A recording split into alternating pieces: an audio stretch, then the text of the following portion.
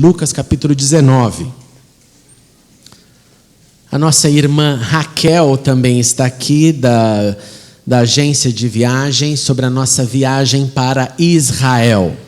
Nós estamos nas últimas vagas. Então, no final do culto, você verá, ela estará sentada lá embaixo para responder perguntas, inscrições, tudo o que você precisar saber. Raquel, levanta a mão só. Só temos 8 lugares, são as últimas 8 vagas para fechar o nosso grupo. Então fale com a Raquel. Muito obrigado pela tua presença, do seu esposo, que eu vivo esquecendo o nome. Denis. Eu ia falar Diego, era quase.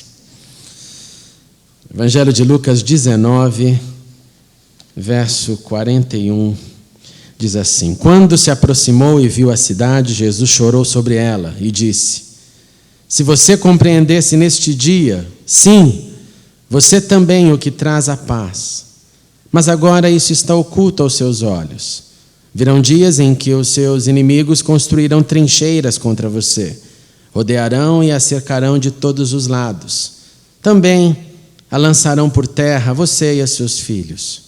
Não deixarão pedra sobre pedra, porque você não reconheceu a oportunidade que Deus lhe concedeu. Oremos uma vez mais.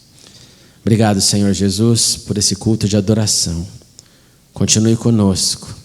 Continue com os nossos filhos e filhas, com todos os pequeninos que agora também recebem a palavra da verdade.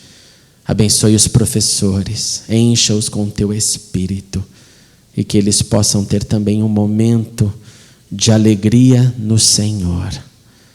E fale agora conosco. O Senhor já falaste através da palavra que é cantada, da palavra que foi tocada. Agora fale através da palavra que lemos, pois entregamos esse tempo também em teu altar. Em nome de Jesus. Amém e amém. Podemos assentar.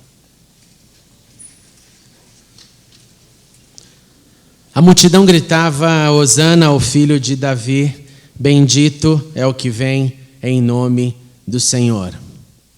Gritavam Hosana nas alturas. Iam adiante dele e seguiam naquele domingo, iniciando assim a última semana antes da sua morte. Mais que isso, a grande multidão estendia seus mantos pelo caminho.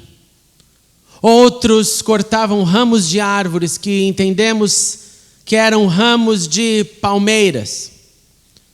Ramos, palmeiras, chacoalhar no ar, tinha a ver com celebrações de vitórias. Quando o templo foi rededicado após a conhecida revolta dos Macabeus, o povo carregando folhagens, carregando ramos, folhas novas de palmeiras, cantavam hinos a Deus, davam graças a Deus, porque ramos ao ar tinha esta ideia de algo grande está acontecendo. E a multidão os espalhava pelo caminho. E lá estava Jesus. Já estava Jesus montado num jumentinho. Naquele momento que nós sabemos da sua entrada em Jerusalém. A cidade então ficou agitada. E a cidade perguntava: quem é este?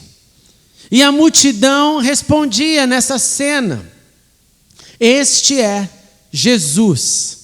Este é o profeta da Nazaré. Este é o profeta da Galileia. E este domingo ficou conhecido como chamado Domingo de Ramos. Mas apesar da entrada ser triunfal, apesar de ter ramos, apesar de ter mantos sobre o chão, de ter multidão gritando, aquele triunfo não foi completo. A libertação que o povo esperava, aquele início de fim, que era extraordinário, que ouvia o grito de salve-nos, salve-nos, filho de Davi, salve-nos, salve-nos nas alturas.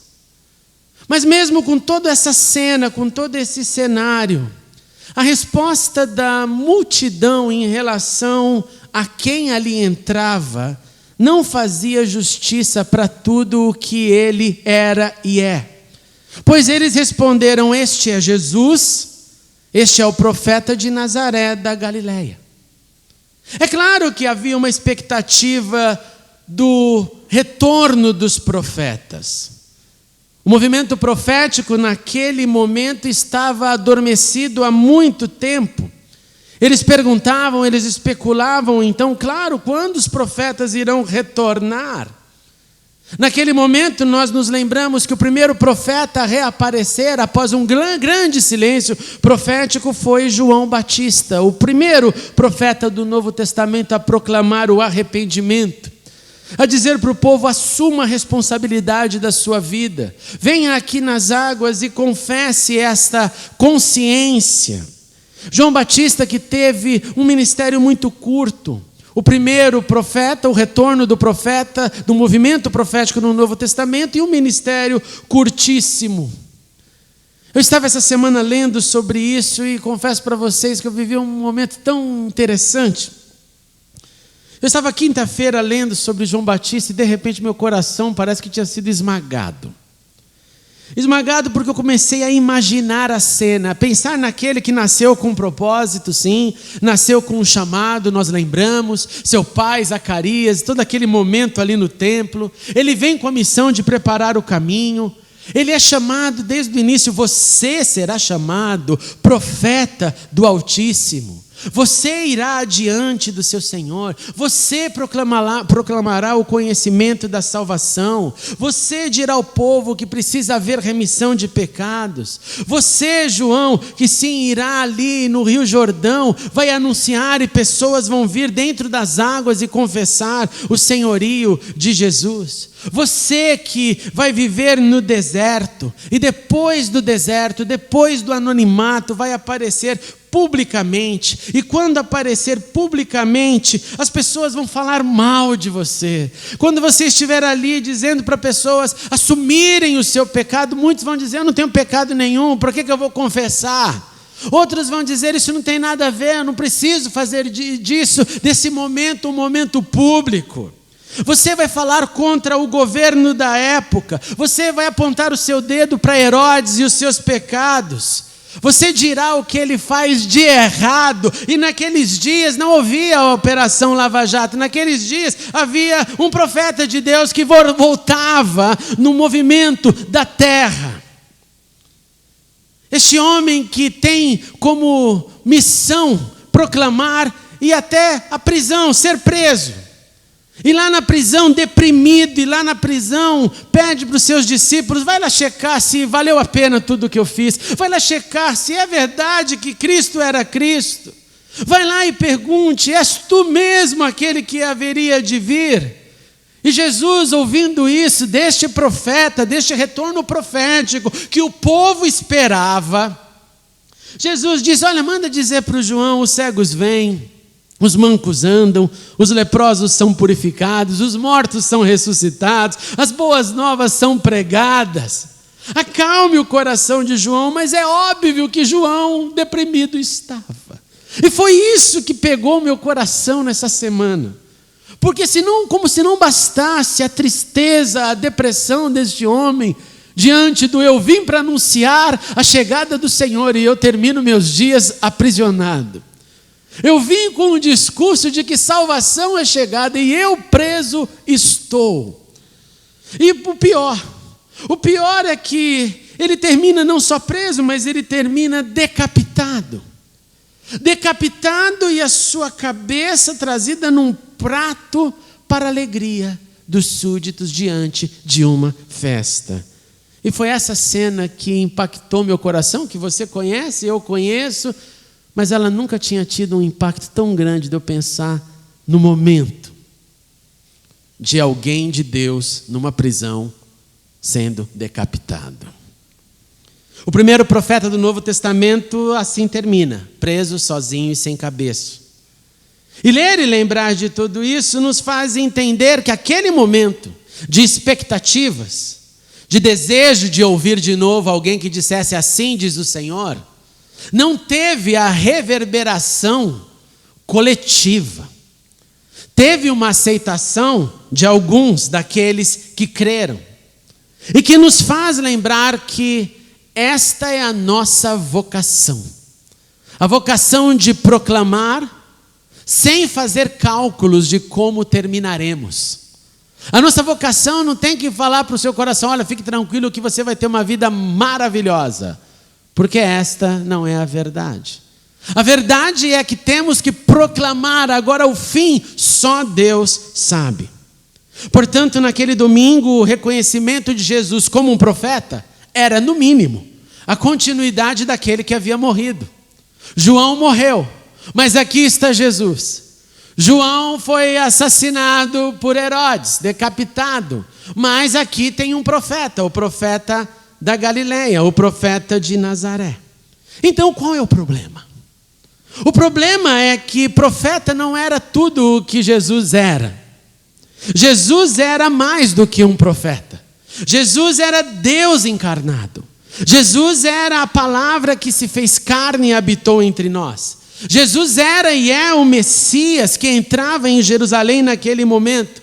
E apesar da recepção dos ramos, dos mantos, do povo gritando, e provavelmente soldados romanos de olho, o que será que está acontecendo nesta manifestação? A cena não fazia justiça. E aí Jesus aparece. Jesus aceita o que estão falando dele.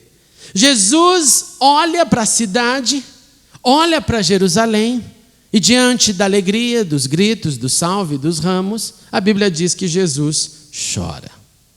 Não é a única vez que Jesus chorou. Jesus chorou quando Lázaro, seu amigo, morreu, demonstrando afeição pelo seu amigo. Jesus chorou no Getsêmani em desespero, por imaginar que a cruz seria dolorida, iria ser um momento de maior sofrimento. Jesus chorou no seu sofrimento, na sua paixão, e isso, apesar de não estar escrito com todas as letras na Bíblia, é algo óbvio de se notar. Alguém que sofre, que apanha, que tem uma coroa de espinhos, a dor gera as lágrimas. E Jesus chorou ao ver Jerusalém. E diante do sofrimento que estava por vir, diante de tudo o que aconteceria com aquela cidade, como aconteceu, diante da cena de vivas, de júbilo, Jesus olha e chora e diz: se você compreendesse neste dia, se você entendesse que a paz está aqui, se você entendesse diante de que você está, que é mais do que um profeta, se você entendesse isso, a destruição provocada pelos romanos no ano 70 talvez não aconteceria. Se você entendesse que vem diante de você o que você precisa, mas todo o ruim, todo o inesperado, mas esperado por causa da palavra profética vai acontecer. Não vai ficar aqui pedra sobre pedra, porque você não reconheceu o tempo da visita do Senhor. E vem então a pergunta, meus irmãos e irmãs: por que nós perdemos grandes chances? Por que nós perdemos chances que estão diante de nós? Por que nós preferimos o procrastinar? As chances estão presentes nas calamidades, mas nós somos afetados geralmente mais pelo pessimismo do que pela possibilidade de solução. São poucos que dizem o que fazer, são muitos os que dizem sobre a tristeza, sobre a dor. As chances, as visitações do Senhor, elas acontecem todos os dias. Elas acontecem enquanto nós vivos estamos. E aí nós podemos acreditar que se a manifestação dele está diante de mim, eu tenho chances, eu tenho possibilidades. Mas eu prefiro acreditar no amanhã. Eu prefiro deixar então para outro dia, porque o Senhor vai me dar então este dia, e neste dia eu vou aproveitar a chance. Então eu vou deixando para o dia seguinte, no dia seguinte para o outro dia, no outro dia para mais um outro, porque eu tenho muitas tarefas para executar. E Jesus gritando: Jerusalém, Jerusalém, que poderia ser trocado por São Paulo, São Paulo, perdizes, perdizes. Se compreendessem, se compreenderem o dia quando o Senhor te chama para recebê-lo. Mas eu já recebi, diz a voz do seu coração. Eu já estou bem com o Senhor, diz a nossa justificativa, e ela tem muito de verdade. Mas o Senhor nos chama para recebê-lo mais, porque Ele tem mais para fazer. Você não pode limitar a atuação do Senhor. Você não pode dizer, a minha constatação é que um profeta de Nazaré e da Galiléia se manifesta, e eu fico com esse lado profético, e não quero mais saber dos outros desafios. Porque o profeta se manifesta com a palavra que vem de Deus, e no caso dele não é a palavra que vem de Deus, porque ele é Deus. O profeta vem para nos colocar no trilho, a profecia vem para nos dizer, vai por aqui, eu tenho que aceitar o pacote inteiro, e não só as palavras que me fazem sorrir, pois gostamos de ouvir, Deus irá te abençoar, não gostamos? Mas o Deus irá te usar, traz até uma comoção, até que altere a agenda. Na hora que alterou a agenda, o coro é, eu creio que amanhã Deus me dará uma chance. Se compreendesse então o dia quando o Senhor te chama para recebê-lo mais, ou para recebê-lo pela primeira vez, que te chama para conhecê-lo mais, que te chama para maior maturidade, que te chama para dar frutos, que te chama para transformá-lo em vasos de bênçãos e não em vasos de discórdia, que te chama para solucionar, para contribuir, para que você diga, eu tenho algo para fazer, eu quero fazer algo, eu não vou ficar assistindo e gritando, hosana somente. Eu sou aquele que quer tirar a sujeira de dentro de mim, antes de ficar somente chocado com a sujeira que tiram lá fora. Que a limpeza comece em mim. Que a limpeza comece em você. Que a limpeza comece em nós. O Senhor tem nos visitado, irmãos e irmãs. O Senhor tem nos dado chances. Então vamos reconhecer o que Ele faz, o que Ele quer e o que Ele irá fazer. O Senhor tem tocado o nosso coração com experiências. O Senhor tem nos dado impressões. Eu tenho sentido tantas impressões. E às vezes não tem prova, não é baseado em nada. São impressões, parece que o Espírito vai tocando o coração e falando, acredita e vai por aqui, acredita e vai por aqui, acredita e vai por aqui. E eu sei que o Senhor coloca impressões no seu coração. Ouça a voz dEle e fale, Senhor, use-me mais, porque eu não quero só simplesmente dizer, o Senhor está aqui. Hosana. Reaja. Reescreva seus dias. Reescreva sua agenda. Priorize o sagrado. E isso não é tarefa só para Quaresma, isso é tarefa para todos os dias. E aqui eu quero te dar a lição prática. Entre hoje e amanhã, abra sua agenda, escreva lá o que você irá fazer nessa semana, e antes de concluí-la, pergunte ao seu coração, como eu irei priorizar o Senhor na minha agenda? Sim, lá no trabalho, nos seus afazeres, em todos os lugares que você andar, no trânsito, você é um emissário do Senhor. Mas o Senhor tem mais para fazer através de você. O Senhor quer nos expandir. Pergunte diante da sua agenda, aonde entra o meu compartilhar da salvação na minha agenda?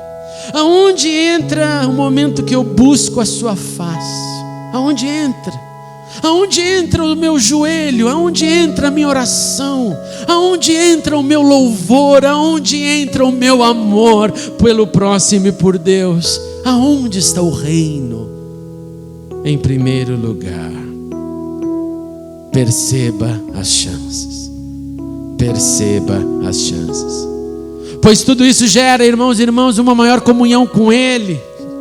E Ele quer ter uma maior comunhão conosco, porque esta comunhão aumentada agasalha o nosso coração e nos faz viver com adrenalina, com alegria que precisamos para encarar as dificuldades.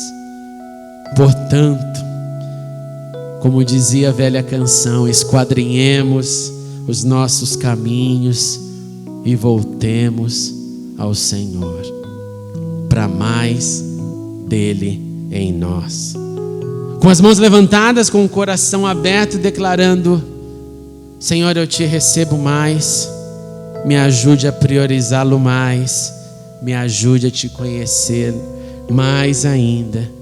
Que eu grite sim, salve-nos, hosana, mas que não fique só no grito, que não fique só no chacoalhar de ramos, que fique na caminhada cada vez mais profunda e íntima com o Senhor.